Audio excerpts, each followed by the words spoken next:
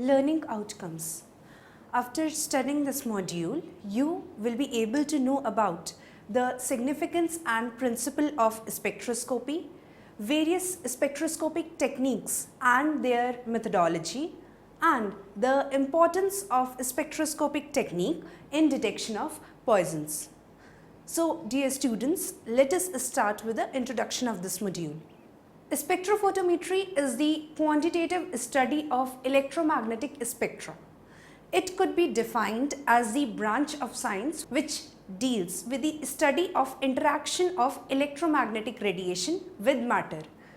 Spectroscopy is one of the most prevailing techniques available for the study of comprehensive range of samples.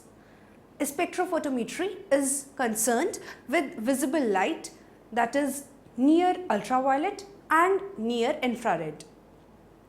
It consists of the use of a spectrophotometer. A spectrophotometer is a photometer, that is a device for measuring the light intensity, and that can measure the intensity as a function of the color, or more specifically the wavelength of light. There are several categories of spectrophotometers. Among the most important distinctions used to classify them are the wavelengths they work with, the measurement techniques they use, how they acquire a spectrum, and the causes of concentration. Other significant features of spectrophotometers comprise the spectral bandwidth and the linear range. Possibly the most general use of spectrophotometers is the calculation of quantity of light absorption or the light absorbed. There are two main classes of spectrophotometers, that is single beam and double beam. A double beam spectrophotometer deals with the ratio of the light concentration on two diverse light paths, whereas the single beam spectrophotometer deals with the absolute light intensity. Although ratio measurements are easier and generally stable, single beam instruments have advantages. For instance, they can have a larger dynamic range. The spectroscopic approaches are distinguished as both atomic and molecular, based on whether they apply to atoms or molecules. Along with that distinction, they may be categorized on the nature of their interaction. Absorption spectroscopy takes the range of the electromagnetic spectra in which a material absorbs. This comprises of the atomic absorption spectroscopy and numerous molecular methods, including infrared spectroscopy in the infrared region and nuclear magnetic resonance spectroscopy or NMR spectroscopy in the radio frequency region. Emission spectroscopy applies the array of electromagnetic spectra or EMR spectra where a material discharges or emits. The material first essentially takes up the energy. This energy may come from a range of sources. Molecular luminescence methods comprise of spectrophotometry. Scattering spectroscopy deals with the quantity of light which an element scatters at definite wavelengths, incident angles, and the polarization angles.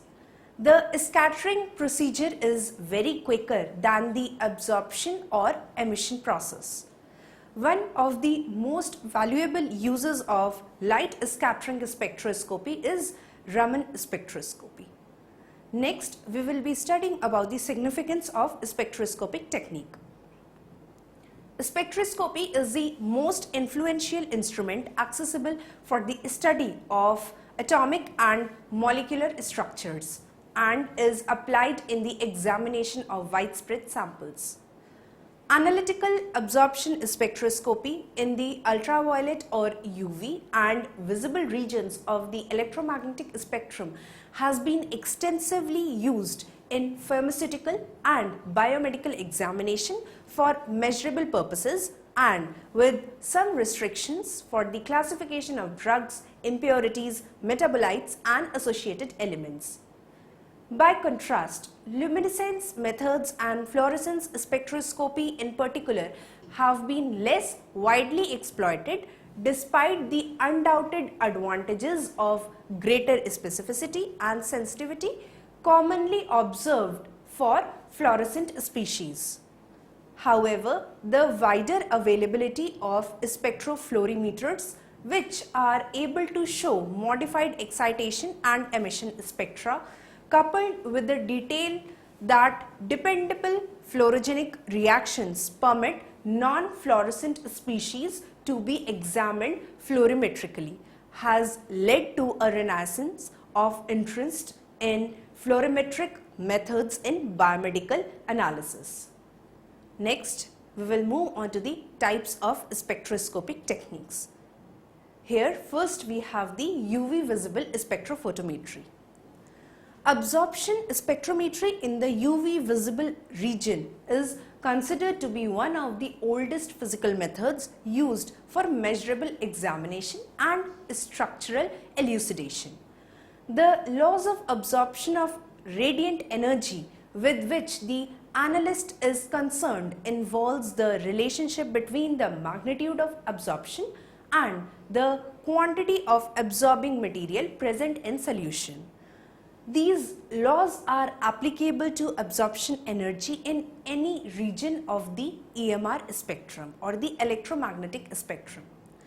The absorption by matter of electromagnetic radiation in the domain ranging from the near ultraviolet to the very near infrared between 180 to 1100 nanometers has been studied extensively.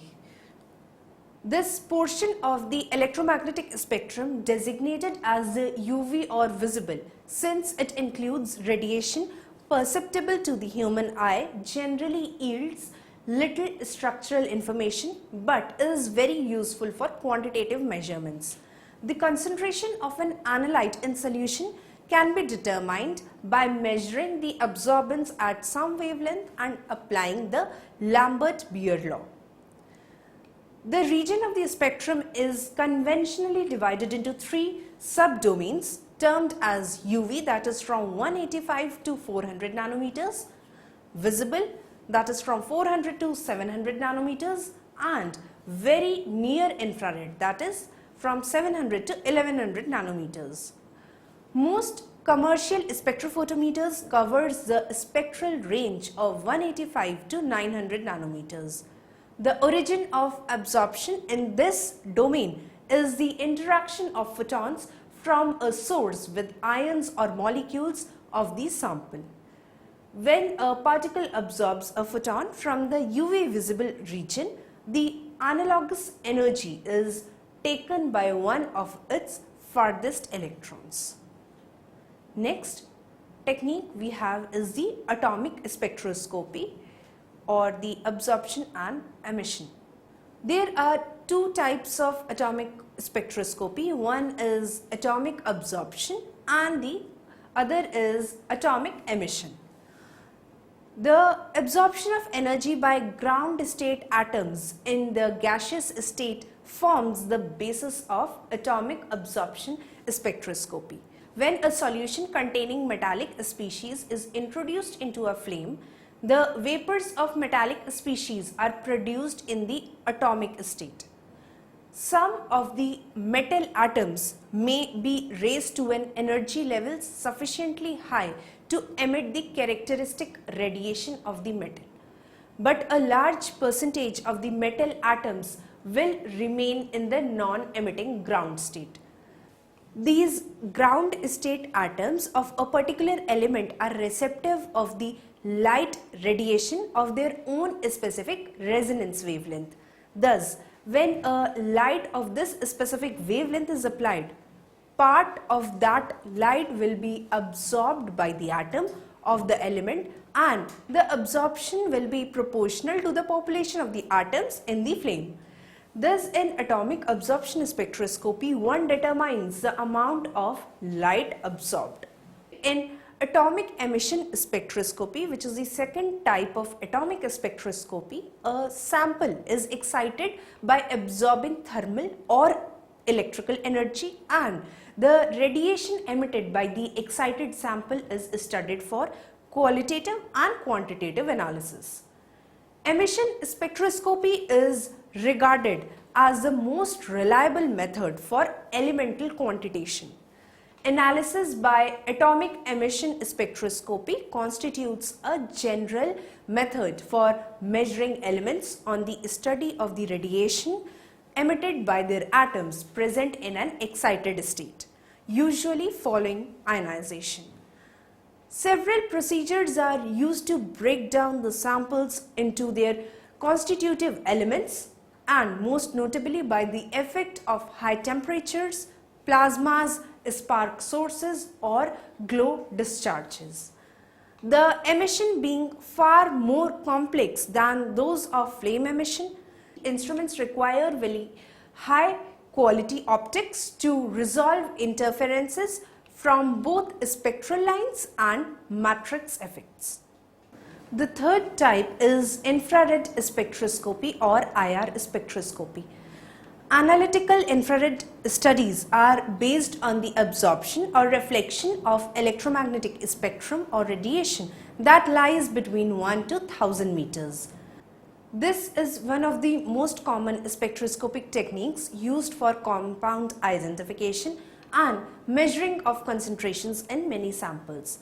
This spectral range is subdivided into three smaller areas: the near infrared, the mid-infrared and the far infrared. Although the near infrared is poor in specific absorptions, it is considered as an important method by quality control laboratories for quantitative applications. By contrast, the mid-infrared region provides more information upon the structures of compounds, and consequently it is much used as a procedure for identifying organic compounds, for which it remains a form of functional group fingerprinting. The far infrared or far IR region requires the use of specialized optical materials and sources.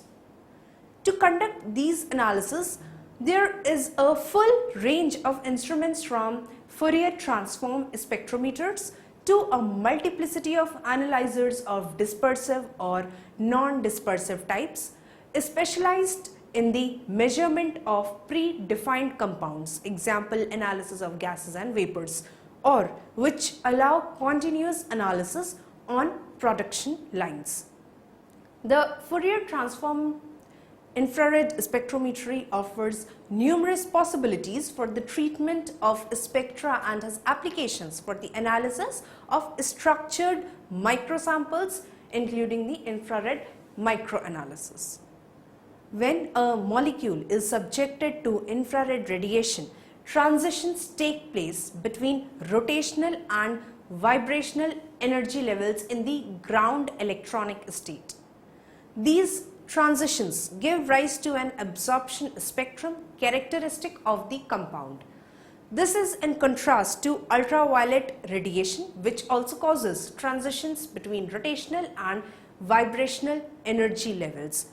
But because of its greater energy, these transitions occur at higher energy states. In infrared, the absorption occurs only where a chance of dipole moment of a molecule can take place. The fourth type is Raman spectroscopy. Raman spectroscopy involves the interaction of light with matter. It is a non-destructive technique based on inelastic light scattering, that is, the energy or the frequency of the incident laser light is changed or shifted. The difference between the incident and scattered frequencies corresponds to an excitation of the molecular system, most often an excitation of a vibrational mode. By measuring the intensity of the scattered light as a function of the frequency difference, we obtain a Raman spectrum, which reveals information about a sample's chemical structure and the physical state. Raman spectrum is similar to an infrared spectrum, though different vibrational modes are observed in these two complementary techniques. Raman spectroscopy provides quick, easy and most importantly non-contact and non-destructive analysis, both qualitative as well as quantitative, with no sample preparation required. Samples may be tested directly with fiber probes or through glass, quartz, sapphire cells and fibers. Forensic applications of Raman spectroscopy includes identification and analysis of explosives, inflammables, toxic solvents, additive drugs, drugs of abuse, biowarfare agents and inks from documents. The fifth type that we will now study is mass spectroscopy, or better known as MS. Mass spectroscopy or MS is an analytical method of characterizing matter based on the determination of atomic and molecular masses of individual species present in the sample. The instruments employed for carrying out mass spectrometry can be classified into different categories according to the mass separation technique used.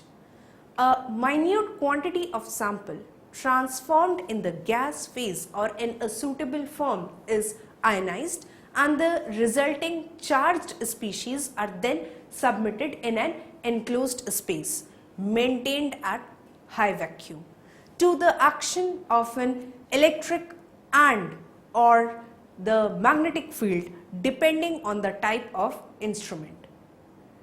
The study of the forces exerted upon the ions allows the determination of their mass to charge ratio, that is M/E ratio, and eventually their nature also. This method destroys the compound sample, but owing to the great sensitivity of the technique, only a tiny quantity is required. The results are displayed as a graph called mass spectrum and presented in the form of abundances of ions formed and classed in increasing order of their mass to charge ratio, or M/E ratio. Continuous improvements have been made, and mass spectroscopy has been a most versatile, sensitive and widely used analytical method that is available today.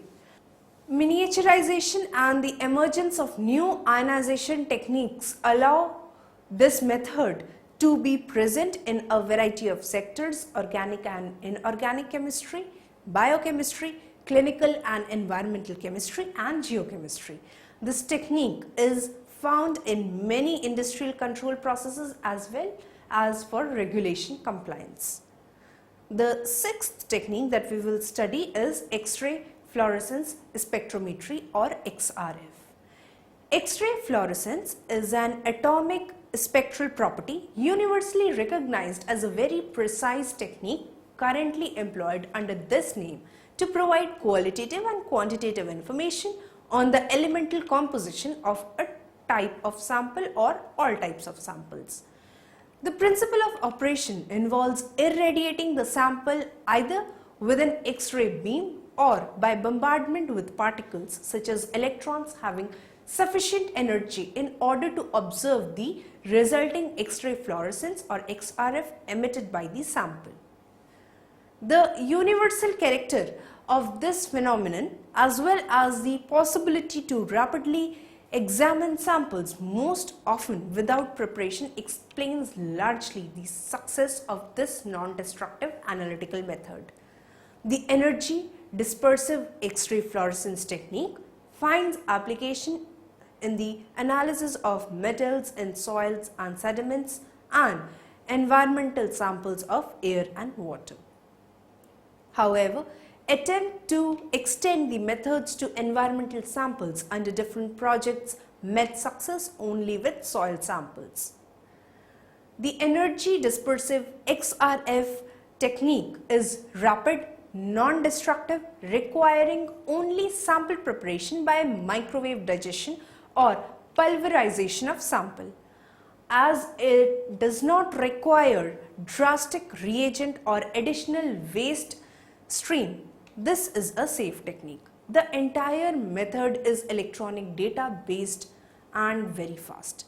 mercury, arsenic and selenium are considered volatile elements and some care must be taken in their analysis, especially in case of mercury.